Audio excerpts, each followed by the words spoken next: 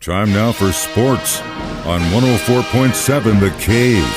Here's Ned Reynolds. Mike, the intern, Ned Reynolds. It's raining, but we've got great news. We now know who the Chiefs are going to face, where they're going to face, and when they're going to face them this year. We get actually 2 preseason games at home, which is nice. But Detroit Lions are one of them, too. Yeah, Lions and Bears, which I think is pretty cool. Definitely for the Bears and Lions fans that are around here locally, especially in a preseason game, to see them without having to pay an arm and a leg for those tickets during the regular season. But schedule, as I was looking over it last night, everything remains to be seen. Season hasn't started yet, but I have a pretty good feeling about this one. Better feeling than I had over the last few years. The guys who write, the football columnists, they had a little byline yesterday that I got a kick out of. One of them said, "Hey, for you Chiefs haters, you're in for a long season." Yeah, that's kind of how I feel. I mean, obviously, the Chiefs in San Francisco, that 49ers game is always cause for concern. Any of the AFC West games are always cause for concern. But again, It's primetime football for us. That's the deal. And a Christmas Day game away. Now, they lost the one at home last year against the Raiders, but this year they play in Pittsburgh. Pittsburgh's not as good as Kansas City, but on Christmas Day, anything can happen. This is a really great schedule for them because there is no, and I don't mean this in a negative way, but there's no consistency as far as when they're going to play. Yeah, they have the Sunday games in there, but they also have them all over. As a matter of fact, Mike, here's a little trivia question. One day in the week, there's one day in the week on which the Chiefs don't play. You know what day it is? Saturday. Tuesday. They have a Saturday game. Yeah, that's true because it's Buffalo Bills on Saturday. Mm-hmm. Of course, it's the game that opens everything is a Thursday night game versus the Baltimore Ravens, and that's up in Kansas City. And that's followed by a Sunday night game on September 22nd against the Falcons in Atlanta. It's actually followed by Cincinnati, but that is a Sunday game. They have a Sunday night game against the Falcons. Then it's a Monday night game, October 7th, against the Saints in Kansas City. They have a Monday night, November 4th, versus the Buccaneers in Kansas City. On Sunday, December 8th, the Chiefs host the Chargers under the lights. Well, that'll be fun in December.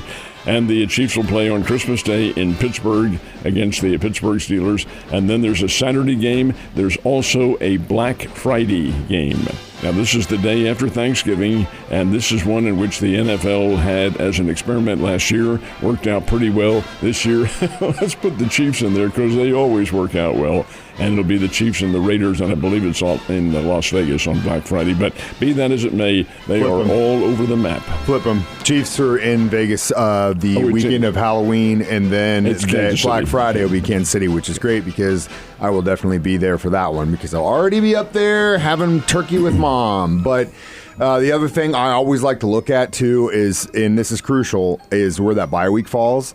And I think it's actually not in a bad spot.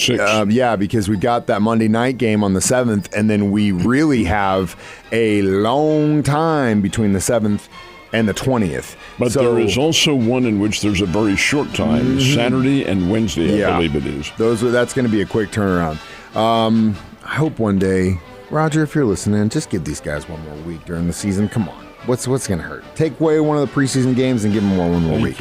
I will be fine with that. Everyone gets one home game for preseason. Everyone gets one away game. And then they get one more week of rest. I think everyone could agree on that. And it is an even number. Yeah, the only people that aren't agreeing with it are the billionaires that own the teams. And what do we owe those guys? All right. Who's the favorite for this PGA National Tournament? It's got to be Scottie Scheffler. Oh, definitely. Number one golfer in the world, and he is playing. I heard him interview, or not him, but I heard some of the experts interviewed. He's been off for 2 weeks because his wife gave birth to their first child, I believe it is.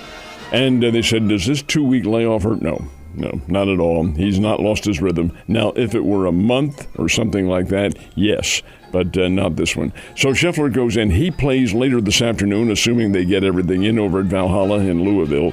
It's probably going to be a little on the damp side. But this is interesting. Tiger Woods and Rory McIlroy are about to tee off as we speak. They're very early this morning. Well, TV you'd think would put them in the proper time, but or at least the prime time. But nope, that's not the case. They're going to tee off very early this morning, and then Scheffler plays this afternoon. Got a lot of horses running in the Preakness. Are we going to have as many as we had at the Derby? No. Oh, no. The Preakness allows only 14. You have 14. They're not even having that many. They had 9 who registered for it, and already one has been scratched, and it happens to be the pre-race favorite Muth.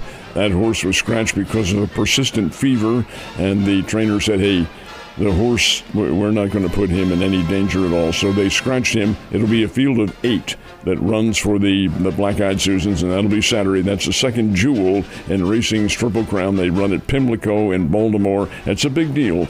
The Preakness Stakes, a very rich race, not as long as the Kentucky Derby, and obviously not as many horses. No, that is true, Ned. Who do you got your money on?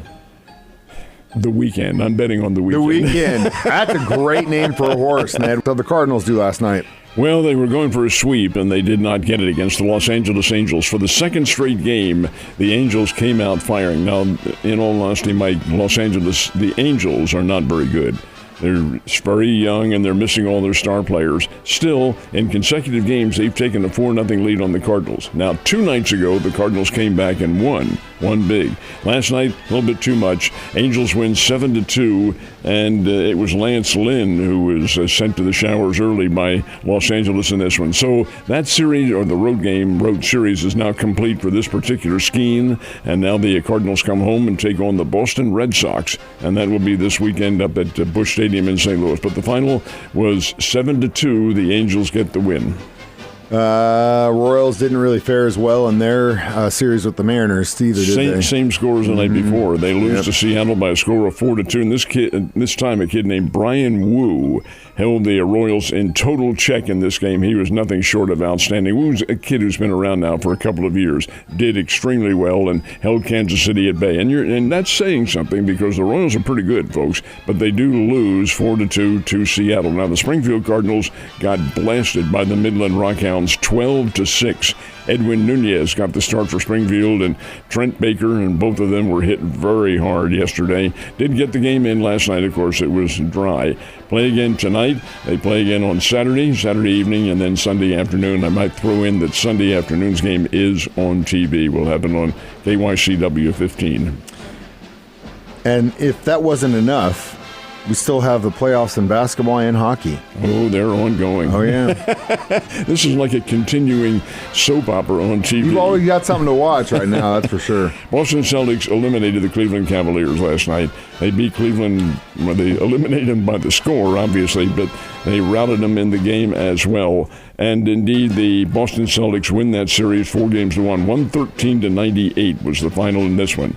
Then the Oklahoma City Thunder played the Dallas Mavericks in Oklahoma City, and Dallas came away with the win. It was the Mavericks 104, Oklahoma City 92. So now that series goes back to Dallas, with the Mavericks having a chance to eliminate the NBA's championship favorite team. It was Oklahoma City. It still might be. You've got to complete the task. But the fact is that Dallas has a 3-2 lead. And in the National Hockey League, Dallas has both their pro teams in the playoffs. Mm-hmm. They have the NBA, and the Mavericks are doing well. The Dallas Stars are in the Stanley Cup playoffs. They did lose to the Colorado Avalanche last night, 5-3. But hey, the city's got to be rocking when that happens, when you have both teams there. Oh, hell yeah. And the ownership, and everyone's going to something. Thank Ned. you, sports fans. Well, hopefully you're going to another dry place, Ned. Stay warm and dry today. I'll see you tomorrow.